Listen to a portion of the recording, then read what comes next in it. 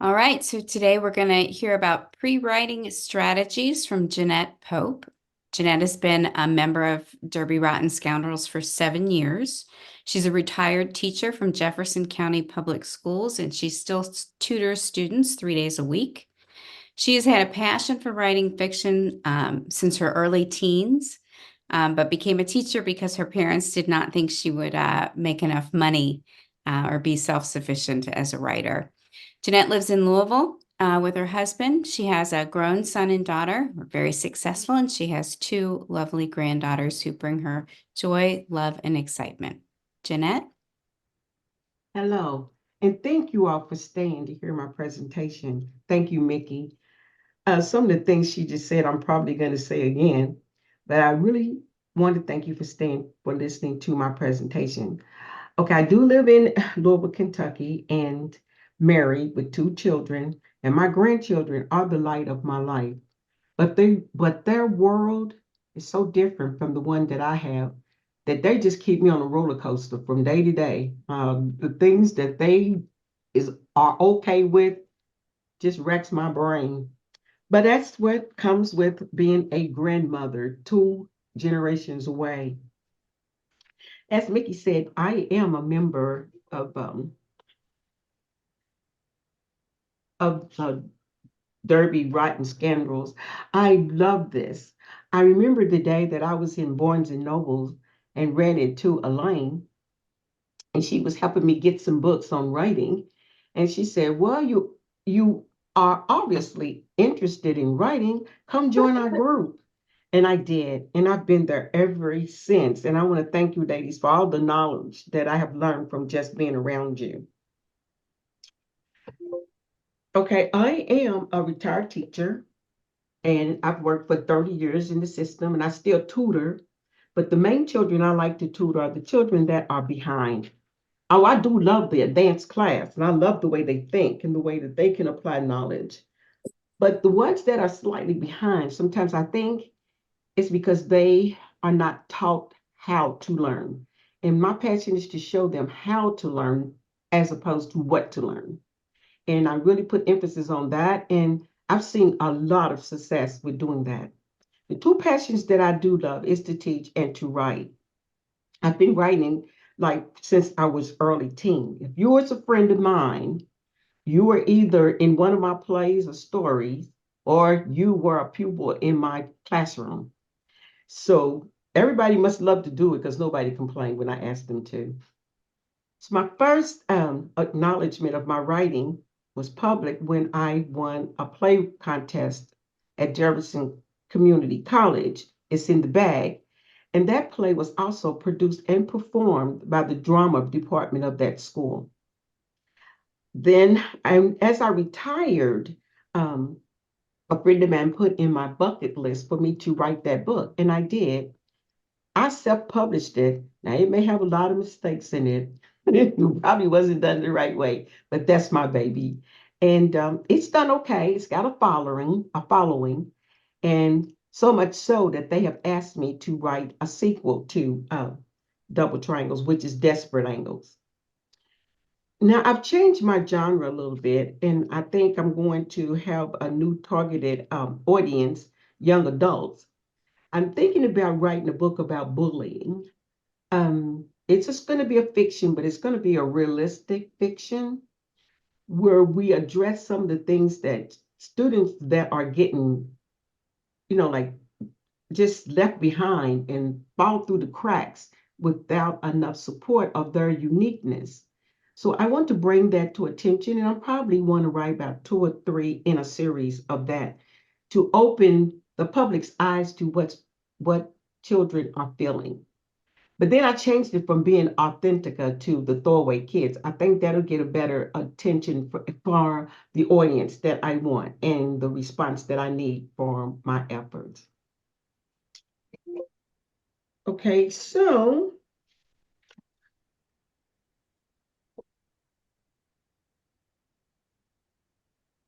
once again, I want to thank you all for coming to hear my presentation. And you may have heard about pre-writing and pre-writing strategies before now, but I don't want to be preaching to the choir. So I'm hoping that today maybe you'll have a takeaway from this, or maybe refresh your knowledge about what I'm going to say, the concepts. But I don't want my meeting to become as boring as this one is, if I can get it to play. Let me see if it will. Can you see it?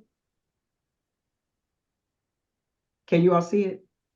Unfortunately, we can't. Can you? We can hear it. Can you see it?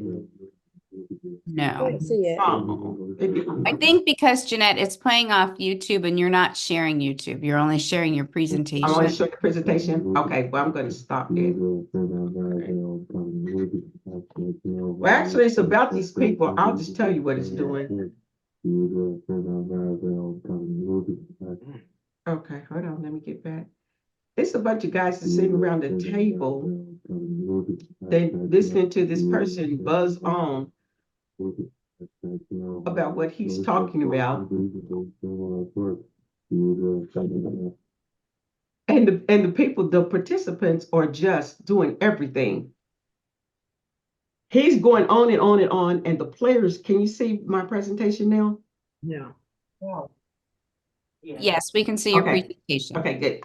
Well, the people that are sitting around, they're just doing everything, but this guy is just reading right on because it's so boring. They have done so many things because this his presentation is so boring. And every now and then he'll stop and look at them, and they would look at him and smile like they were really interested. So I put that on there just to have some little fun and saying that I hope my presentation is not that boring. Okay, so now, but we're going to move on into the presentation. My question is, have you ever experienced blank page syndrome or writer's block? According to writing expert Mike Rose, writer's block can be defined as the inability to continue writing or begin writing for various reasons. Writer's blocks can come at any point of the writing process. Now, blank page, Mike Burke states that blank page syndrome is the first stage of writer's block. It's when you sit and you stare at a blank page with nothing coming to your head of what to write about.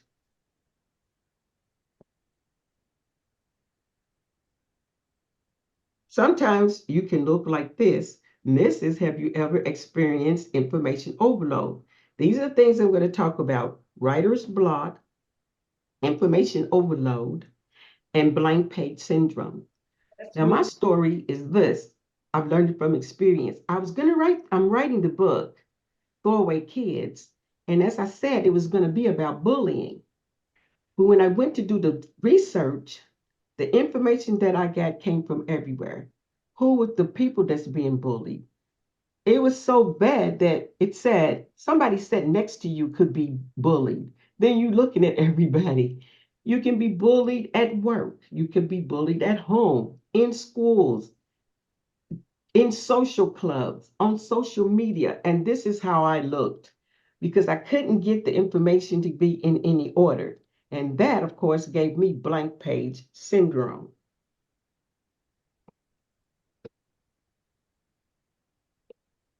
Okay, I'm trying to get it to move. Okay. Oh, you got it. You got it. I usually go to bed every night with the story that I'm writing on or new ideas pleasantly in my head, and I can go to sleep. But the night that I tried to go to sleep after my information overload, this is how I looked. All the information just swirling around in my head, and I just didn't have no directions to go in. So I got up the next day, and these are the things that I want to talk to you about: how to overcome those three things: writing block, blank page syndrome. They say that blank page syndrome is not as bad as writer's block. It's just the beginning stage. But overload information can lead to all of them. So today we're going to talk about how to choose a topic, and that's when you just don't know what to write about, but you want to write. We're going to do a self-survey of questions. We're going to talk about a short of motives.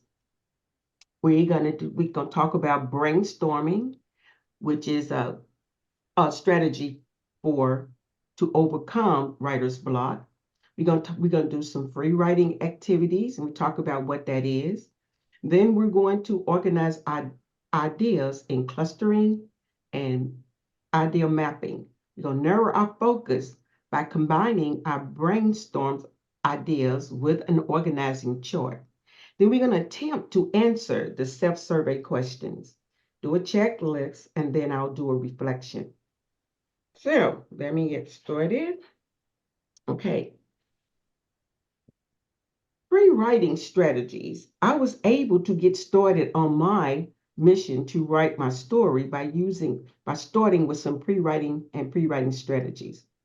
Cambridge Dictionary defines prewriting as the first step in writing, in which you gather ideas, information, and plan how to use them.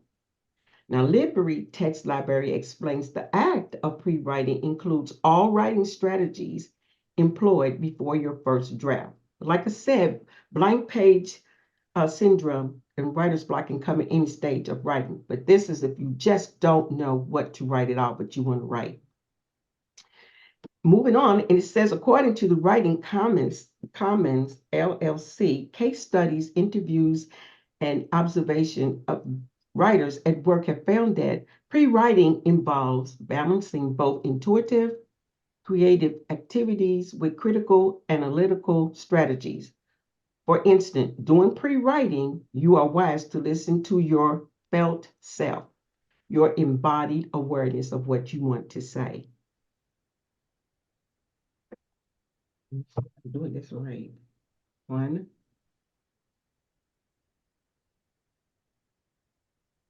Wait a minute, I think I figured out what I'm doing.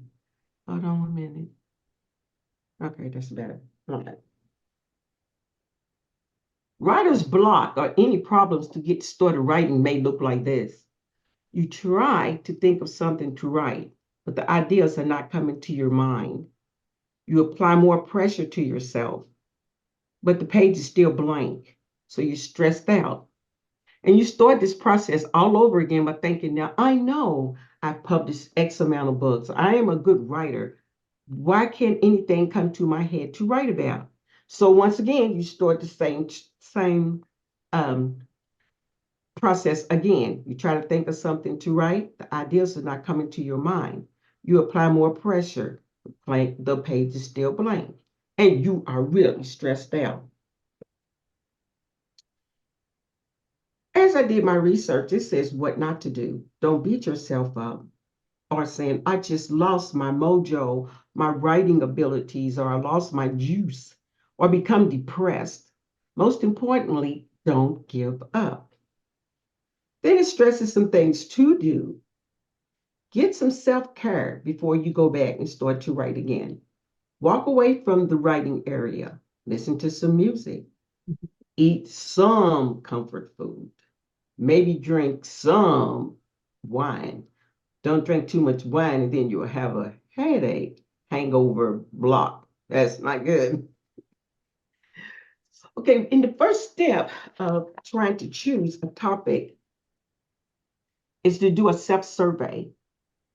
Now, the self-survey focuses on two questions, what and who. What will be the core idea of my story? Okay, and who? Who is my targeted audience? Who will benefit the most from my story? And I know that motives I thought was kind of fun to put down that we go to our most to go to motives or love, sex, and money. So I thought that we would get our juices flowing by taking a look at some of these motives, what they can be. Okay, so I organized what we know the most about some motive for murders and other crimes.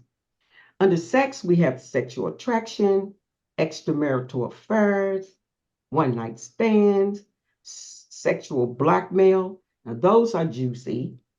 That's interesting to start writing about. Or it could be about love. There's a stalker, love not returned, power, the love of dominance, drugs, addiction to love, superego, love of oneself. Those are motive for murder or crimes. Then I came up with money, greed, too much money, stealing money, and robbery, which is about the same, but sometimes stealing can be like embezzlement that's not really violent as robbery would be. So this right here, I thought would help get your juices started for a topic. So we're going to start doing some brainstorming, and brainstorming helps to generate more ideas before beginning to write a topic. The act of brainstorming helps you to transfer your abstract thoughts to a more concrete ideas on paper or digitally on the computer screen. Now, as I've said before, brainstorming, free writing is a part of brainstorming. Brainstorming has a whole lot of techniques in them, but I'm just presenting here the ones that work for me. So free write is a technique in which you write down your thoughts quickly and continuously for a short time without worrying about form, style, or even grammar. Okay, so I thought today, and I hope everybody has a pencil and paper near them. Today, I thought we would use a free write strategy to choose a topic from this scenario. Let's pretend you have blank page syndrome. You don't know where to start. So you ask, this couldn't be as simple as just asking yourself, what did I just do? Answer, I sat down at the writing area. Well, I don't think that's too exciting to write about. Or the answer could be sipped coffee. Well, now there's a good idea. Here we go. Maybe coffee will be our subject for free writing today. So you have paper and pen together nearby. Let's practice free writing for about, I said 3 minutes. Well, maybe about a minute. Anybody want to time that? Let me see if I can get on my phone. Are you ready? Amen. Okay.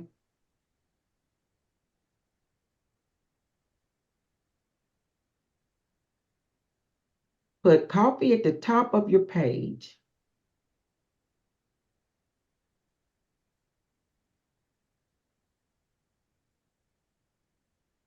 And let me know when you're ready. Right, sorry, yes. Go. Write as fast as much as you can think about it. Doesn't have to be in a sentence form, just random thoughts. Everything you know about coffee.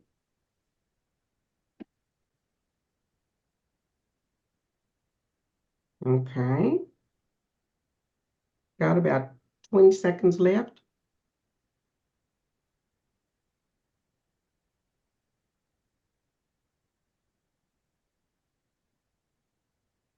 Okay, pencils down.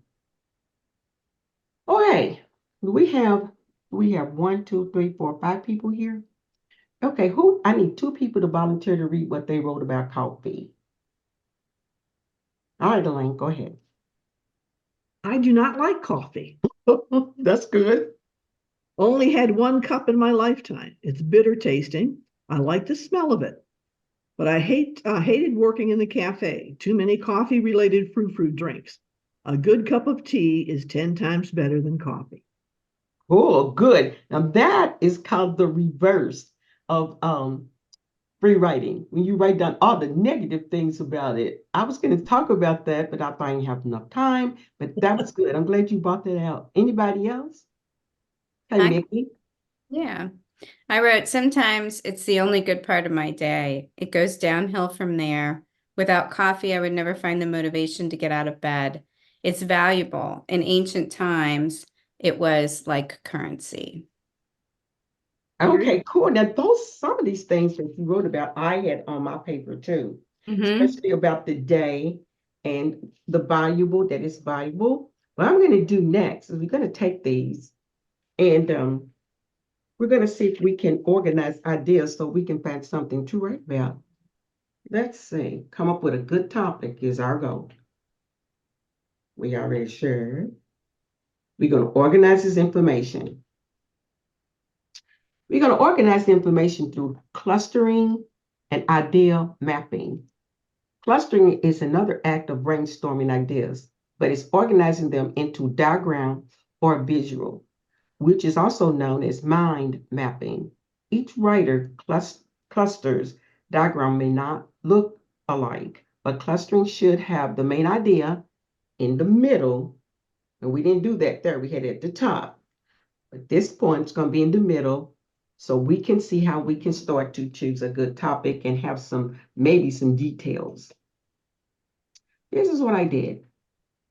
I put, it doesn't have to be a man in the middle. A man is murdered by drinking coffee. Using the 5 Ys and the 1 H, who is the man? Where was he murdered? Why was he murdered? What was the motive? When did it happen? And how did it happen? Okay, so now I'm going to use the information from the brainstorming activities about coffee and the 5, I got WH here, and the 1 H, and start to develop a concept or a main idea for my story. Here's what we have. Now, over here, I used the same thing with the who, what, where, when, how, and why over here. And then I looked at, like I said, I picked the man. Okay, so for what? Like, what was he poisoned with right here? Okay, was he poisoned? He could have been shot. He could have been stabbed. He could have been hit, but I thought poison would be really good. Well, they say poison is a woman's method of murder, but I think some men can do that too. Where was he poisoned? And I put down, where do men mostly go? I could have put down the Dewdrop Inn, but you can expect some murders will go there. And I wanted to be a little different in my story. So he could be murdered at his office, at his home. His love nest is even a little more juicier. Then I thought golf course. Now, he can be murdered by a man. He's poisoned at the golf course.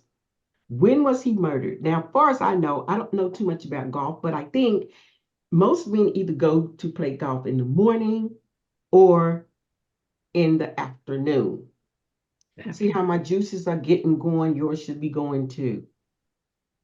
Why was he murdered? Sex, love, and money. But we're back to that. He's murdered for money. Because I feel like if it's a man, he's poisoned at the golf course, he got to have a little money somewhere, either for the lack of money or the love of money. Then when I got real creative about how he was murdered and how this has to go with coffee. In coffee, we have a cup. We have sugar cubes, Amanda, and we have cream. We have spoon. I thought it would be cool to have someone murdered with a spoon, not stabbed. It has something to do with this poison spoon and his coffee.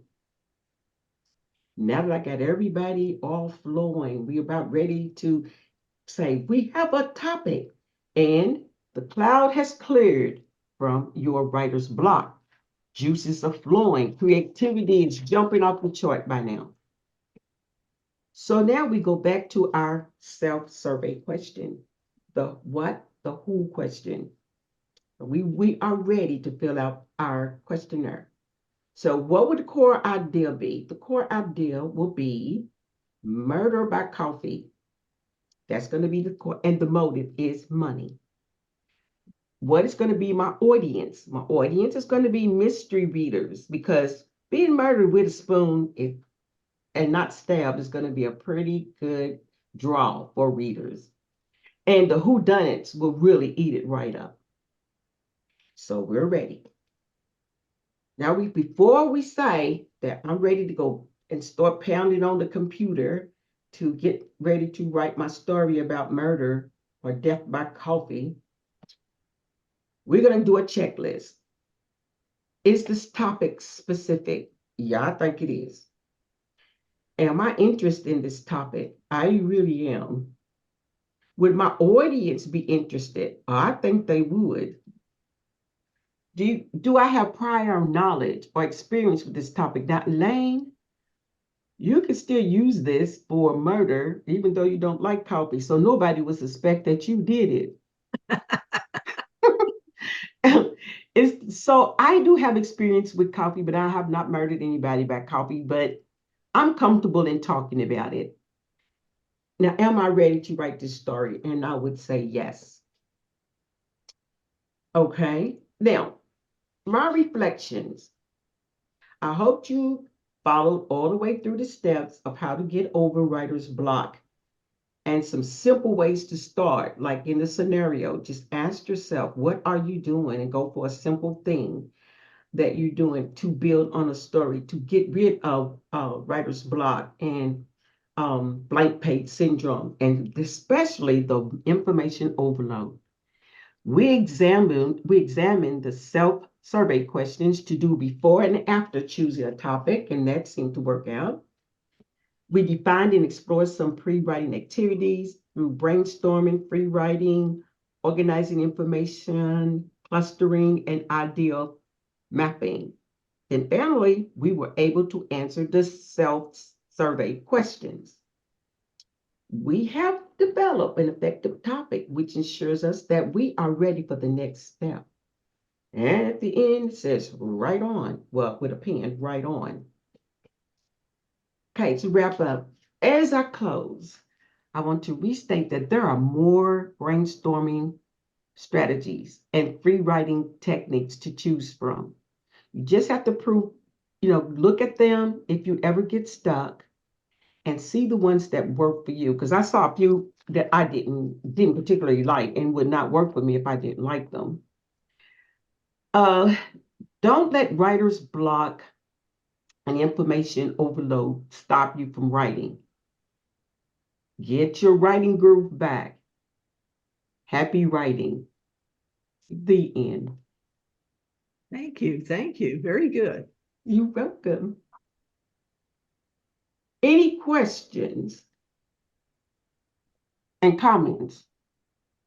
And cash will be good too.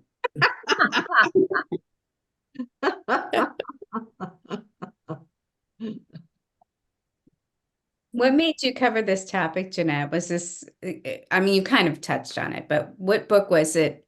It was Anthetica. Well, actually, Throwaway Kids Now. When Okay. I went to, I've never had writer's block. I could write about a brick, But when I went to do the research, and it was like everybody was being abused. Everybody, what? They was being abused. Where? And I mean everywhere. Age groups. And it was going around, around, around, around, around. And I couldn't get to the point of what I really wanted to say to my audience. Yeah. And like I said, I went to bed with all of this stuff. How am I going to narrow this down into a book? Mm-hmm. I could get several good books out of that. But and that's what made me start doing it. And then when I got into it, some of my friends were talking about blank page, syndrome, how they sit there and try to force it out of their head. I was like, oh, that's not good either. And then another lady told me that she was in the middle of writing, okay, she had everything going, and then all of a sudden she couldn't write the middle, the end part, the end of it. She couldn't come up with another idea. So that's what caused me to go back and, and look at it and look at the process that worked for me. Yeah. Very good. Very good. There's a Oh. meme out there that says that writer's block is when my imaginary friends won't talk to me. Has anybody ever experienced writer's block before? Yeah. Yeah. Yeah, it is like, and I'm looking like, what is going on? But the information, it doesn't matter what caused you to get it, as long as you can get out of it. But I had never experienced it before. And with all of that information, I just couldn't do it. But then I had to go back to what I really knew. I'm a teacher, so I've seen bullying in school. Who would need this the most? Teenagers, high schoolers, young parents, would need to know, because in the book, I'm planning to put strategies for administrators. These kids are not throwaway kids. You just can't say, oh, stop being a tattletale and all the other things they say to children who are being bullied. And sometimes the bully would come and say that they was the one being bullied.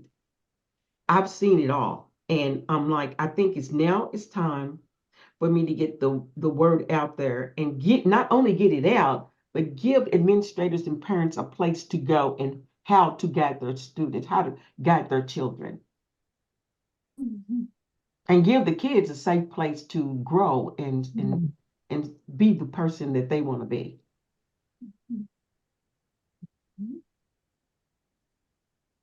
Questions? I thought it was a great presentation. I just want to say, I thought it was so well Thank organized you. and so helpful, and just sort of to help you get out of your head and just tackle it right and not be your own worst enemy. I just thought, thanks for sharing. Thank you. Thank you so much. Yeah.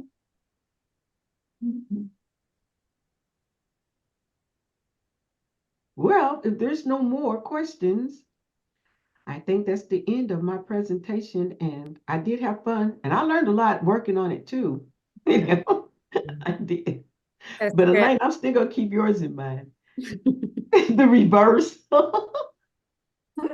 Did you don't like coffee? So okay, good. Thank you very much for that. And this would be the end of the meeting if we have someone who